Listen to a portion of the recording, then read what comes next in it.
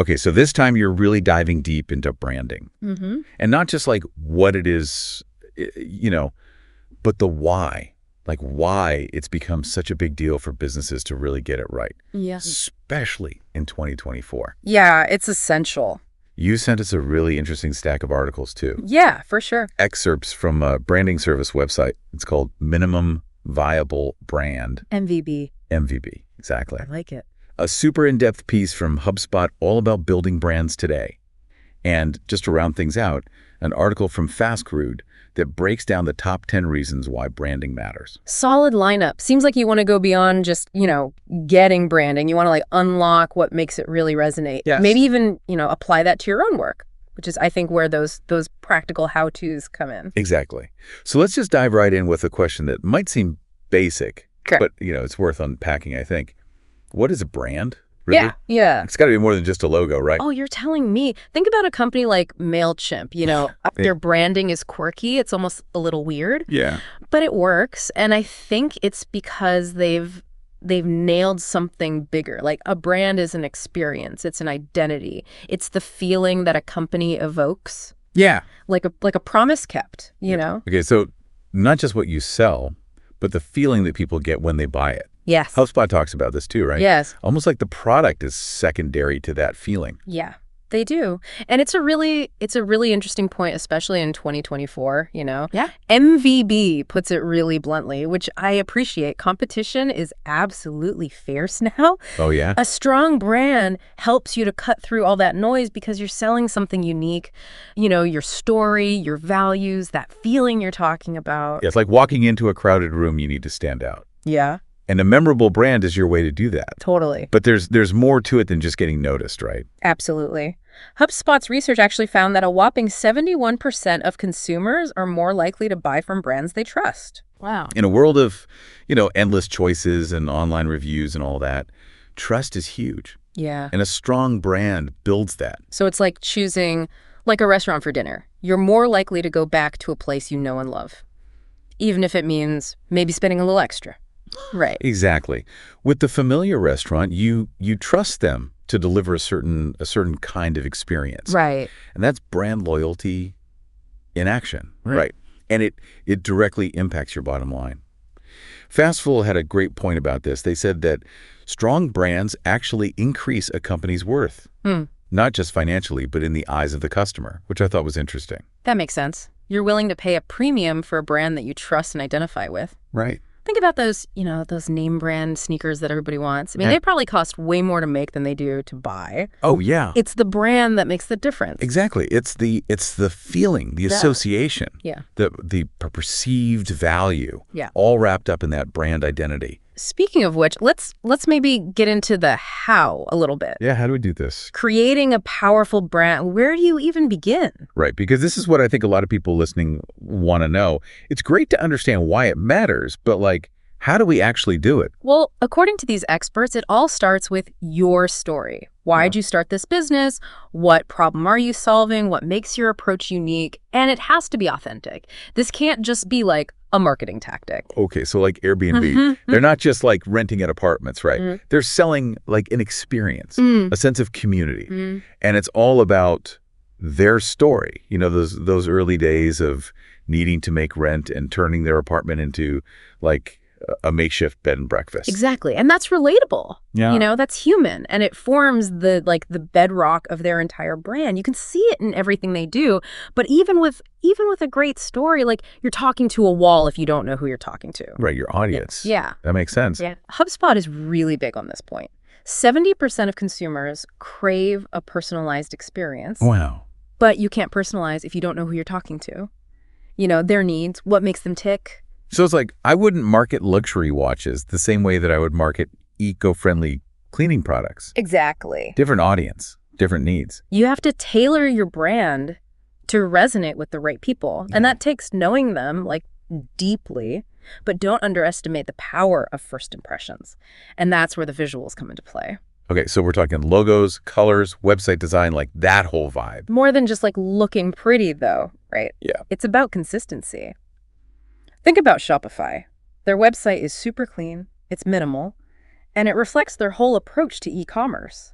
Like every visual element should reinforce your brand's personality and values. So it's like if your brand was a person, how would they dress? What would their Instagram feed look like? Totally. It all needs to kind of fit together. Yeah, it's that attention to detail that creates a cohesive experience, I think. But here's the thing, it goes way beyond marketing materials and websites. Okay. Fast Root had a great point about this. Strong brands make employees proud. Oh, that makes sense. You'd be stoked to wear a company t-shirt if you genuinely love the brand, right? And that enthusiasm, it translates to better work, more passionate customer service. Even who you attract as potential hires, it becomes part of your, like, employer brand. Wait, hold up. Employer branding. Yes. It's like branding specifically aimed at the people you want to hire. Exactly. It's showing potential employees what it's really like to work there. Think about Google, for example. Right. Their employer brand is all about innovation, perks, that, we're changing the world vibe. Right. People practically line up to work there. And because their employees are genuinely, like, happy and engaged, they probably go and tell their friends all about it. Yeah. Which then just reinforces that positive brand image even more. Totally. It's like a whole cycle. It is. Fast Road actually called it getting people talking naturally. And that kind of word-of-mouth marketing is gold. Because it's authentic, it's relatable, it's way more powerful than, like, any ad campaign could ever be. Right, because we're more likely to trust a friend's recommendation than, like, a random billboard on the highway. Oh, 100%. So it all goes back to trust, doesn't it? It always does. Fast Road actually listed that as, like, one of the top reasons why branding is so impactful. They said strong branding makes selling easier because you're not starting from scratch every time. So if people already know and trust your brand, they're more likely to buy you new product or service without needing a ton of convincing. Exactly. It's like that difference between, going to a restaurant that you know and love versus trying a brand new place. Yeah. That familiarity, that sense of trust, it makes all the difference. So you're not just selling a product, you're selling a feeling, an experience, and a whole lot of trust that's built into that brand name. You got it. And with that trust comes the ability to, maybe justify a higher price point too. Remember Fast Root's point about strong brands increasing worth? Yeah. That's not just about, like, brand valuation for investors. It's about the perceived value of what you're actually selling to your customers. Okay, so it's like you're willing to pay more for a t-shirt from a brand you love. Yeah. Even if it's basically the same quality as a cheaper, generic one. Exactly. Because you're buying into more than just the fabric and the stitching. You're buying into the brand's story, its values, the feeling it evokes. And that, my friend, is the power of a strong brand. Yeah, this is actually making me think about, like, my own buying habits. I definitely gravitate towards brands that kind of resonate with my values, even if it means, spending a little bit extra. And that's what smart branding does. It taps into that emotional connection. But, and this is important, there are some common misconceptions about what building a brand really entails. Oh, okay. Yeah. I'm ready to unpack these. I have a feeling it's not as simple as some people make it seem. Like, it's not just about having, like, a cool logo. Right. You hit the nail on the head. It's way more than just aesthetics. And we'll dive into, those pitfalls and how to avoid them in the next part of our deep dive. Okay, so you're about to kind of shed some light on those branding misconceptions. Yeah. I feel like it's so easy to get, like, caught up in the hype and forget that building a successful brand takes actual work. Right. It's more than just, like, surface level. Right? Oh, absolutely. Like, way more. It's not just about, like, slapping a logo on something and calling it a day. One of the biggest misconceptions, I think, is that branding is all about visuals. Yeah. Like, it's all about the logo, the colors, the website design. And while those things are, they're important. Right. They're really just the tip of the iceberg. Yeah, it's like that saying, don't judge a book by its cover. But for businesses. Exactly. You can have, like, the slickest branding in the world, but if there's no substance behind it, people are going to see right through it. 100%. Brand is built on a foundation of values, a clear mission, and a deep understanding of your target audience. And those things need to be in place before you even start thinking about logos and color palettes. So it's about defining, like, who you are and what you stand for before you even worry about, like, how you look. Yeah. Get the inside right and then craft the outside. Exactly. And that's where I think a lot of businesses, they get tripped up. They get so caught up in the aesthetics that they forget about the heart of their brand. Fastwood actually warned against this, saying that too much inspiration can easily turn into imitation. Oh, totally. It's so tempting It's to just not. copy what everyone else is doing, especially when you see it working for them. Right. But it sounds like that's a recipe for disaster in the long run, Right. especially if you're just like a cheap copycat. It absolutely can be. Inspiration is one thing, but, straight up copying another brand's look and feel is not only inauthentic, it's also just unlikely to resonate with, with your target audience. Remember, people are drawn to brands that feel genuine, unique, and true to themselves. Yeah. Find your own lane, stay in it, and own it. Don't be afraid to be different. Be bold. Be authentically you. I love that. And speaking of rocking it, another common pitfall is inconsistency.